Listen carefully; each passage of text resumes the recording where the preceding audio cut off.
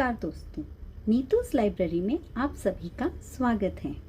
आज हम चलेंगे रामायण के अयोध्या कांड के भाग 3 में। पर उससे पहले, जैसे कि मैंने आप सभी से वादा किया था, रामायण पढ़ने या सुनने के फायदे मैं आपको बताऊंगी। तो आगे के कुछ फायदे ऐसे हैं कि जिस घर में हनुमान जी की कृपा बनी रहती है, उनकी कृपा बनी रहने के कारण कोई भी बुरी शक्तियां उस घर का कुछ नहीं बिगाड़ सकती। जो रोज रामायण का पाठ सुनता या करता है, उन्हें भगवान राम के प्रिय भक्त के रूप में गिना जाता है। ऐसे भक्त हमेशा भगवान राम के हृदय में वास करते हैं और हम सभी चाहेंगे कि हम सभी भगवान राम के हृदय में वास करें। इसीलिए जिन्हें समय की कमी रहती है, उन्हीं के लिए हमने ये वीडियोस बनाए हैं कि चलते फिरते समय, उठते बैठते, जब कभी समय मिले, ड्राइविंग करते समय, कभी भी जब कभी आप करें तो श्री राम का स्मरण करें और इन वीडियोस को आप सुन सकते हैं अपनी सुविधा के अनुसार। तो आइए शुरुआत करते हैं अयोध्या कांड भाग 3 की। क्रोध का आवेग निकल जाने के पश्चात महाराज दशरथ का मन थोड़ा परिवर्तित हुआ। तब राजा ने नम्रता पूर्वक अपना सिर कैकेयी के चरणों में रखते हुए निवेदन किया, मेरी सुंदर रानी, तुम अपना ये भयंकर हठ त्याग दो। राम सभी गुणों से संपन्न है। वे कृपालु, क्षमाशील, सत्यानुयायी, नेक, कर्तव्यपरायण एवं सभी का कल्याण चाहने वाले हैं। राम ने सदैव तुम्हें भरत के समान ही प्रेम किया है। तुम हठ करती हो तो मैं भरत को राज सिंहासन का उत्तराधिकारी नियुक्त करूंगा, किंतु राम को वन भेजने की बात मैं सोच भी नहीं सकता। राम को कष्ट पहुंचाने का विचार तुम्हें कैसे आया? वस्तुतः वो तो पूर्णतः निर्दोष है और उसने कभी भी तुम्हारे प्रति एक कठोर शब्द नहीं कहा है। मेरी प्रियतमा, मुझ पर दया करो, कोई दूसरा वरदान मांग लो।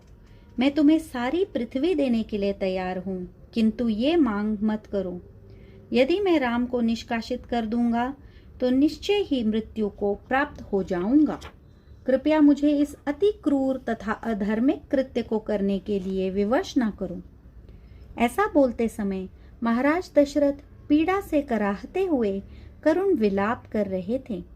यद्यपि राजा ने उनसे दया के लिए प्रार्थना की, किंतु कैकेयी अपने निर्णय पर अटल रही और बोली, जब आप मुझे 2 वरदान देने के वचन से मुंह मोड़ने का प्रयास कर रहे हैं, तब फिर आप धर्म की बात कैसे कर सकते हैं? आपने दृढ़ प्रतिज्ञा की है और मैं ये कभी नहीं भूलूंगी। राजा शिबी का स्मरण कीजिए, जिन्होंने कबूतर की रक्षा की प्रतिज्ञा पूर्ण करने के लिए अपना मांस बाज को दे दिया था। यद्यपि आप अपने वचन से मुंह मोड़ लेंगे तो आपके समूचे वंश पर कलंक लग जाएगा। अतः किसी भी परिस्थिति में आपको अपना वचन अवश्य निभाना चाहिए। जैसे कैकेयी बोलती गई, उसके हठ में वृद्धि होती गई। क्रोध एवं लोभ से आतुर तथा मर्यादा एवं लज्जा की सीमा का अतिक्रमण करती हुई कैकेयी बोली, हे राजन, मुझे आपका वास्तविक उद्देश्य ज्ञात है। एक बार आपके उत्तराधिकारी के रूप में राम का राज्याभिषेक हो जाने पर मुझे एवं मेरे पुत्र को निकालना आसान हो जाएगा। इस विघ्न के टल जाने पर आप पूर्ण रूप से कौशल्या के साथ जीवन का आनंद उठाने के लिए मुक्त हो जाएंगे। किंतु मेरा प्रण है कि यदि आप अपने वचन का पालन नहीं करेंगे तो मैं आज ही विष पीकर अपने प्राण त्याग दूंगी। अपनी बातों से महाराज दशरथ को दुखी देखकर कैकेयी मौन हो गई। आकाश की ओर एकटक देखते हुए राजा पुनः अपना संतुलन खो बैठे एवं राम राम कहते हुए भूमि पर गिर गए। थोड़ा शांत होकर राजा ने अपनी पत्नी से पूछा, अरे पथ भ्रमित स्त्री, ये घृणित पाप कर्म तुम्हें कहाँ से सीखा? क्या तुम्हें ज्ञात नहीं कि भरत को सिंहासन दिए जाने पर भी वो राम के बिना उसे स्वीकार नहीं करेगा? ऐसा अधम कृत्य करने पर लोग मेरे विषय में क्या सोचेंगे? सभी मेरा उपहास करते हुए कहेंगे, देखो उस कामुक राजा को, जिसे अपनी पत्नी से इतना अधिक मोह था कि उसने अपने प्रिय पुत्र को निष्कासित कर दिया। ऐसी परिस्थितियों में तुम सुख की कल्पना कैसे कर सकती हो? अल्प समय पश्चात राजा दशरथ विचार करने लगे कि सदैव राजोचित वैभव का सुख लेने वाले राम वन के कष्टमय जीवन में कैसे जीवित रह पाएंगे। जैसे ही ऐसा सोचकर राजा के दुख एवं क्रोध में वृद्धि हुई, उन्होंने अकस्मात व्यंग करते हुए कहा, हे न्यायपरायणा रानी, स्वयं को अपने सभी संबंधियों से मुक्त करके राज्य पर सफलतापूर्वक शासन करो। अपनी इस कुटिल योजना में सम्मिलित होने की आशा मुझसे मत करना। मैं तुम्हारी मांग कभी पूर्ण नहीं करूंगा, कभी नहीं। राजा का जोश तुरंत क्षीण पड़ गया, क्योंकि उन्होंने स्वयं को लाचार पाया। उन्होंने रानी को पुनः अपना वचन वापस लेने के लिए प्रार्थना की और कहा, तुमने जो कुछ भी कहा वो सब वापस ले लो।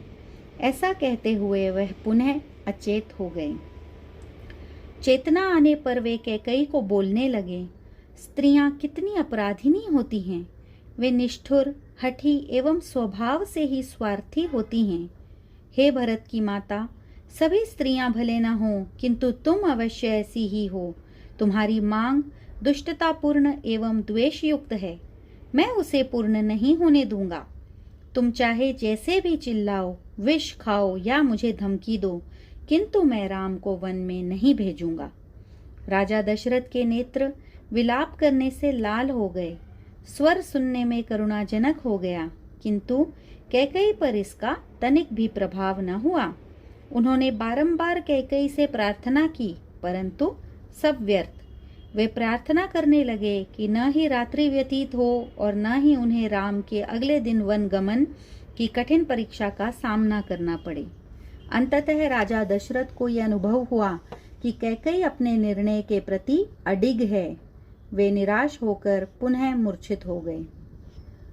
इधर महाराज दशरथ एवं कैकेयी के मध्य विवाद चल रहा था और उधर वशिष्ठ मुनि ने राज्याभिषेक समारोह की समस्त तैयारियां पूर्ण कर ली। तारों के देव चंद्रमा पुष्य के चंद्र कक्ष में प्रविष्ट हो चुके थे एवं राज्याभिषेक का शुभ मुहूर्त आ गया था। जब वशिष्ठ मुनि राजा के महल की ओर चले, तब मार्ग में उन्होंने पताकाओं, तोरण एवं मालाओं से सुसज्जित घरों को देखा। उसी प्रकार गलियों में भी सुगंधित जल छिड़का गया था और वहां राम के आगमन की प्रतीक्षा करता हुआ विशाल जनसमूह एकत्रित था। अनेक महान मुनियों के संग वशिष्ठ मुनि उस आनंद मग्न जनसमूह को पार करके महल के प्रांगण में पहुंचे, जो कमल से परिपूर्ण जलाशयों, हंस एवं छायादार पुष्प वृक्षों से अत्यंत सुंदरता से सजा हुआ था। महल में प्रवेश करने से पूर्व वशिष्ठ ने राजा दशरथ के मुख्यमंत्री सुमंत्र से भेंट की, जो स्वयं भी उसी समय पहुंचे थे। महाराज को मेरे आगमन की सूचना दे दीजिए। मैं पवित्र नदियों के जल से भरे स्वर्ण जल पात्र एवं यज्ञ के समय राम के द्वारा उपयोग किए जाने वाला पवित्र काष्ठ से निर्मित एक विशेष आसन लेकर आया हूँ। राज्याभिषेक में उपयोग के लिए मैं अनेक बीज, सुगंधित इत्र तथा बहुमूल्य जवाहरात लेकर आया हूँ। मैंने मधु, दधी, वृक्षमूल, घृत, दुग्ध, मसाले, पुष्प, पवित्र घास की पत्तियां एवं सूखे धान तथा अन्य समस्त यज्ञ सामग्री एकत्रित कर ली है। मैं 8 कंवारी कन्याएं, भव्य हाथी, 4 घोड़ों वाला एक सुंदर रथ, एक विशेष तलवार, एक धनुष, कहारों के साथ पालकी, एक छतरी जो चंद्रमा के समान है, एक जोड़ा चांवर, बैल एवं शेरों की नक्काशी से सुसज्जित सिंहासन लेकर आया हूँ। यज्ञ के लिए आवश्यक प्रत्येक सामग्री एकत्रित कर ली गई है। अतः राजा से जाकर कहिए कि वह राम को लेकर आएं, ताकि पुष्य नक्षत्र में पूर्ण रूप से चंद्रमा के प्रवेश करते ही समारोह आरंभ हो जाए। राजा के कक्ष में प्रवेश करते ही सुमंत्र वहां गए, जहां दशरथ एवं कैकेयी बैठे थे। राजा एवं उनकी पत्नी के मध्य घटित घटना से अनभिज्ञ सुमंत्र प्रसन्न मुद्रा में थे। सदा के लिए सुख से वंचित कर दिए गए राजा दशरथ ने उच्च स्वर में कहा, हे सुमंत्र, तुम मेरे हृदय के टुकड़े टुकड़े कर रहे हो। और वे मूर्छित होकर गिर गए। ये देखकर सुमंत्र चकित रह गए।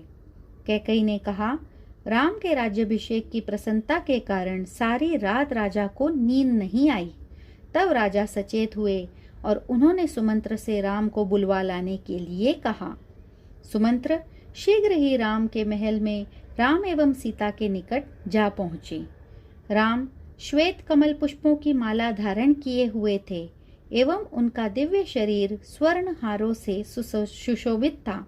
चांवर ढुलाते हुए सेवकगण उनकी सेवा में लगे थे तथा भक्तिपूर्वक उन्हें भेंट अर्पित कर रहे थे।